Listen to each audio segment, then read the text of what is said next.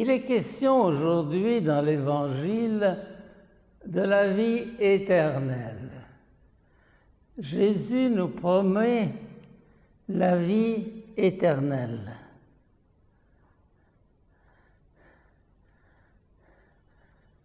Et il dit, celui qui me mange et celui qui me reçoit et celui qui m'accueille en lui aura la vie éternelle. Ça vous intéresse, la vie éternelle? Ben, la vie éternelle, la vie éternelle, la vie éternelle. Mais ça n'en finit plus, la vie éternelle. C'est terriblement ennuyeux, la vie éternelle. Je préfère un bon film policier. La vie éternelle.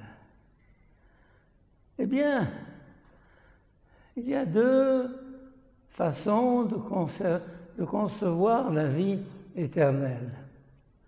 Ou bien la vie éternelle est un temps indéfini qui s'étale par devant et par derrière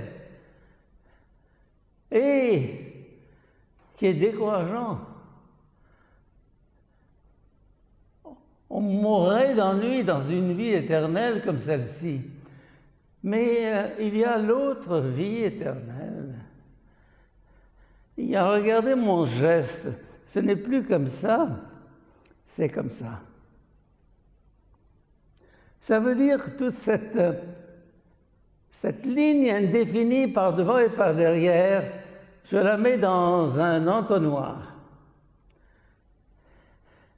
Et je la condense en un point. Et ce point, c'est ici et maintenant. Comme on dit en latin, hic et nunc, le hic et nunc. Ici et maintenant. La vie éternelle n'est pas une vie qui dure pour toujours. C'est la vie rassemblée en un seul point et qui déferle en vous et qui vous comble au-delà de toute mesure. L'éternité n'est pas un temps indéfini. L'éternité, c'est l'instant éternisé. Vous savez, un sage chinois a rassemblé un jour tous ces mandarins et ces savants pour leur dire «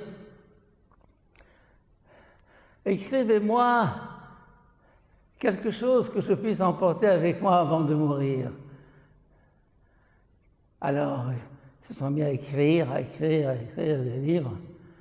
Et puis il lui apporte ça. Il dit « Non, c'est beaucoup trop. Non, moins. » Ils ont écrit moins. Ils ont rassemblé tout ça en un seul livre. Mais non, moins, c'est trop. Et ils en ont tout rassemblé en une page. Il leur a dit non, c'est encore trop. Et alors finalement, il lui apporte deux mots. Vivre l'instant. Vivre l'instant. Le hic et nunc, le moment présent, la plénitude du moment présent, l'éternité du moment présent, la densité du moment présent. Notre vie est une vie souvent étalée. Étalée. On court à gauche, on court à droite, et on court après le temps. Rappelez-vous ce que je vous disais la semaine dernière par rapport au désert. Eh bien, c'est ça. La course au temps, la course à la vie. Arrête-toi. Plonge-toi dans le présent. Tout est dans ce présent. Maintenant, ici. Vous allez me dire par exemple, Vous, madame, vous avez un enfant. Il a 2 ans. Il joue. Arrêtez de faire la cuisine, arrêtez de faire le ménage et regardez-le. Contemplez-le.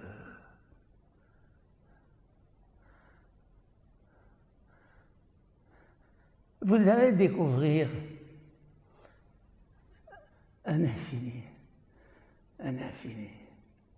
Il m'est arrivé dans des colonies de vacances avec des enfants d'entrer le soir au dortoir pendant qu'ils dormaient et de braquer ma torche sur leur visage. Eh bien, mes chers amis, je n'arrivais pas à m'en détacher. C'était tellement, tellement beau. Il dormait. Vous allez me dire, et au bout de quelque temps, ça ne t'a pas lassé? Pas du tout. Pas du tout. Redécouvrir la contemplation. Contempler un spectacle, une image, un visage surtout, c'est pénétrer en lui, le goûter, s'en délecter, en jouir. Et là, cette plongée dans l'image, dans le spectacle présent, vous remplit, vous comble. Alors quand Jésus parle de la vie éternelle, il ne parle pas d'une vie qui n'en finit plus de finir, qui est mortellement ennuyeuse. Il parle du temps concentré dans un instant qui est lui-même éternel. Ceci rejoint ce que nous disions la semaine dernière, mais d'une autre manière. Et c'est à ce moment-là qu'on n'aura plus besoin de demander à Moïse « Donne-nous cette manne venant du ciel ». Jésus leur dit « Cette manne, c'est moi qui vous la donnerai. Je ne vais pas vous apporter des marchandises ou de la nourriture ou des gadgets, mais je vous révélerai cette porte intérieure qui ouvre sur le ciel. Le ciel est au-dedans de toi, comme dit le titre d'un livre. Amen.